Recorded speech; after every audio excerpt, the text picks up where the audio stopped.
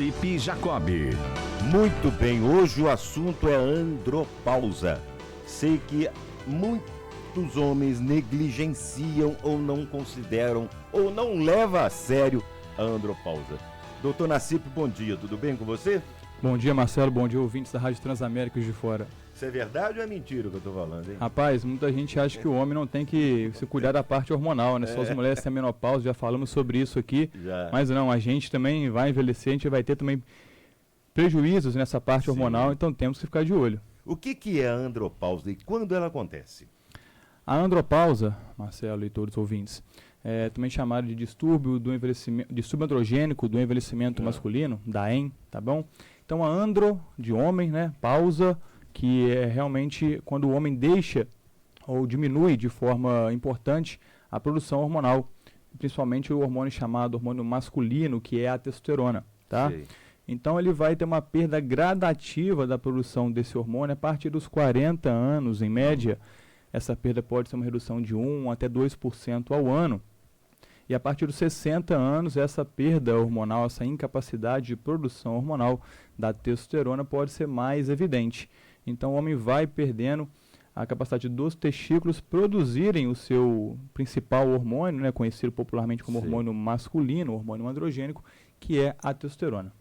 O que o homem sente com a andropausa além disso? A andropausa, Marcelo, ela vai ter sinais e sintomas que são variados, tá? Eles podem ser sexuais ou não sexuais. Tá. Muita gente relaciona a testosterona somente à questão de força, de libido, de ereção, né? Massa muscular, mas não. A testosterona é muito importante tanto no homem quanto na mulher. E a sua perda, a redução da sua produção vai ocasionar sintomas sexuais, como por exemplo, muito conhecidos, né, como disfunção erétil, a incapacidade de ter uma boa ereção ou de manter uma boa ereção, redução da libido, que é o desejo sexual, o homem fica com menos vontade de se relacionar, de fazer sexo, não é? E assim como também as queixas não sexuais, como por exemplo, a redução da massa muscular, da sua força, a redução da qualidade do seu sono, da sua virilidade, da sua energia, alteração do seu estado moral, tornando-se mais impaciente ou mais agressivo, menos tolerante, além do que sintomas como acúmulo de gordura na região central, então uma dificuldade de emagrecer, né? Então vai tendo a sarcopenia, já falamos também sobre isso aqui. Já. A sarcopenia, ainda mais a obesidade sarcopênica, o cara vai ganhando mais gordura e perdendo massa muscular. Exato. Agora, além disso tudo, porque um homem sente isso, evidentemente, mas muitos negligenciam ou ignoram esses fatores. Como confirmar se o homem está ou não com andropausa? Muito bem. Como eu disse, os sinais e sintomas são variados e podem ser confundidos com diversos fatores da vida. Pois é. Muita gente relaciona isso ao excesso de trabalho, ao estresse com a sociedade, com a família, a impaciência que vai adquirindo com o avançar da idade. Então, isso tem que ser muito bem avaliado por um médico capacitado. Sim. E, além do que, é possível comprovar essa baixa produção de testosterona através de exame de sangue, tá? Então, com o exame de sangue de testosterona, a gente vai ter ali, visivelmente, se existe uma baixa concentração desse hormônio no sangue. Essa concentração, caso haja alguma dúvida, além dos sintomas clínicos que o paciente apresenta, ele pode e deve ser confirmado através do exame de sangue para, sim, corroborar com a nossa suspeita e, a partir dali, termos opções de tratamento. Pois é, aí eu te pergunto, quais são os prejuízos a médio e a longo prazo, doutor? Marcelo, E dentro disso, depois eu quero te fazer uma outra pergunta. além do homem ir diminuindo a sua virilidade, né, a sua capacidade, seu prazer muitas vezes em realizar algumas coisas, em viver mesmo, e perdendo um pouco da sua masculinidade, massa muscular, força e tudo, a médio e longo prazo ele vai ter algumas alterações também cardíacas. Por exemplo, o coração também é um músculo, né? Ele também precisa de hormônios para exercer sua função de forma plena. Então, a médio e longo prazo, o homem ele pode ter alterações da frequência cardíaca, do batimento cardíaco, da sua força cardíaca, além do que no sistema vascular também precisa de músculos para exercer a sua função de dilatação e contração. Então, a médio e longo prazo, quando o homem não repõe e tem uma baixa concentração de testosterona, ele vai ter, no geral, uma perda, uma piora da sua qualidade de vida. E isso é extremamente ruim, mas tem como reverter. Pois é, por exemplo, um homem que teve câncer de próstata, tem alguma relação uma coisa com a outra? Ele pode fazer essa reposição, por exemplo? Excelente pergunta, Marcelo. Muita gente também tem acho, o maior receio, assim como a reposição hormonal na mulher é o câncer de mama, no homem a reposição hormonal é em relação ao câncer de próstata, né? E muito foi relacionado à testosterona com o câncer de próstata, por muitos anos na medicina.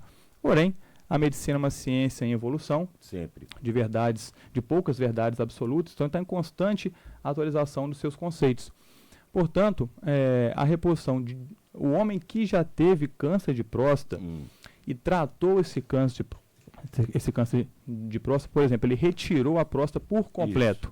Então, com isso, ele vai ter o seu nível de PSA baixo, né, zerado. Então, esse homem, ele não tendo a próstata, ele não tem por que ter receio sobre isso, tá? Até mesmo o homem que já teve um câncer de próstata e tratou fazendo uma quimioterapia, uma radioterapia, e ali por anos o nível do PSA está lá embaixo, está mantendo-se estável, ele tendo a necessidade de fazer sua reposição hormonal, ele pode fazer sua reposição hormonal. E agora, é muito claro que a testosterona, quando utilizada de forma consciente, de forma bem orientada, ela não vai elevar o risco de câncer de próstata. Então, o homem que é saudável, que não tem o câncer de próstata vigente, ele não precisa de ter medo de, quando necessário, utilizar o hormônio, porque isso não vai acelerar ou produzir nele um câncer de próstata. É sabido isso. O risco de uma pessoa que não usa a testosterona para reposição com alguém que usa a testosterona para reposição, o risco de câncer de próstata é semelhante.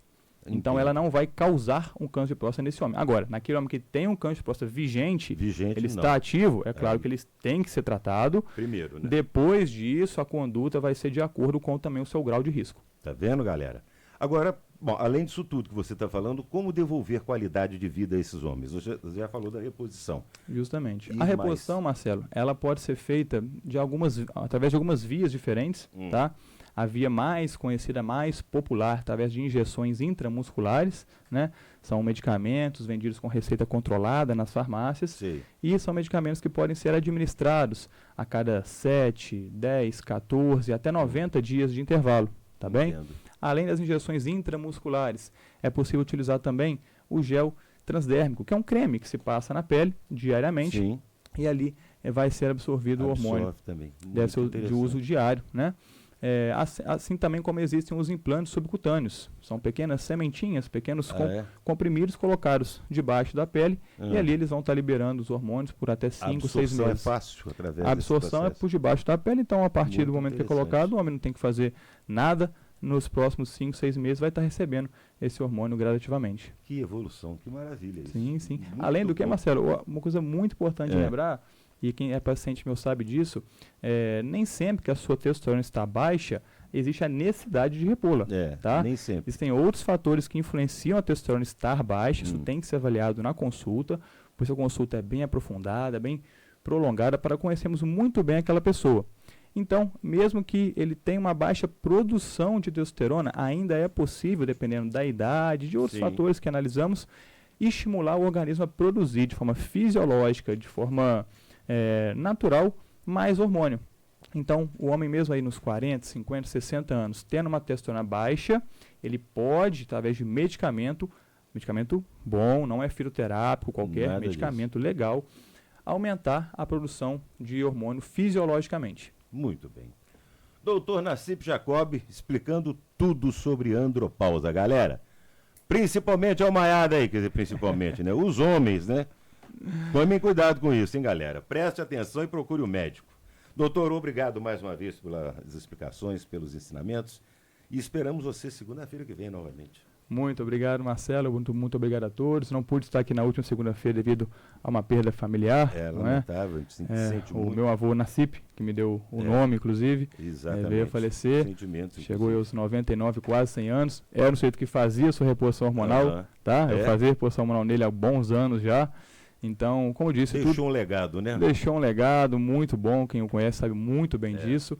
Então, muito obrigado a todos os ouvintes. Quem precisa de cuidar da sua saúde, todos nós precisamos cuidar da nossa saúde, então fiquem atentos, procurem seu médico de confiança, converse bastante e se for pesquisar na internet, pesquise em fontes confiáveis, não confie em qualquer Científicas. informação que você ouve por aí. Exatamente, em fontes científicas. Um abraço, Justamente. doutor. Até mais.